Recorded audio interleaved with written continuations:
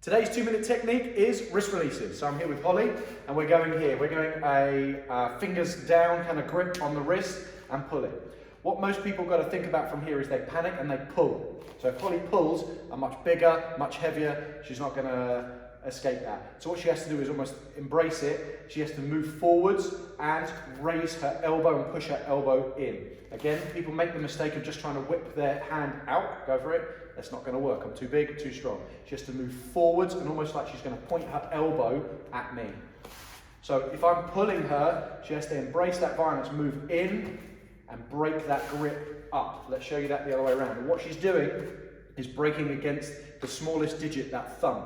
If she pulls, I win. If she just raises her hand and tries to go for it here, again, I win. So she has to move forwards and push her elbow at me, which folds her wrist right back. So that's number one. Number two is if we go this way around and somebody's trying to pull you away. Now that's slightly different because what she's doing now, if she raises, she's pulling against the back of my hand. She's not going to be able to escape that. So what she'll do in this position is, again, moving forwards, raising her elbow up, and she's coming over the top of my wrist and throwing it like she would a left hook. She's rotating from her hips and her shoulder to make sure there's power there, and she pops that through.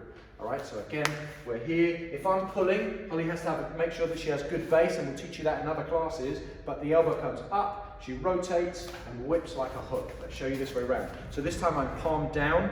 Again, if she was to do the first escape here, then she can't. She's at the back of my hand, too strong. All right, in this position, she's moving into me, the elbow comes up, and her elbow's over the top of my wrist. She rotates from her hips and her shoulder and whips through. So from here, she goes up and whips in. So those first two, so 1 and 2, she's moving in and pushing that elbow at me. It's not like it's a strike.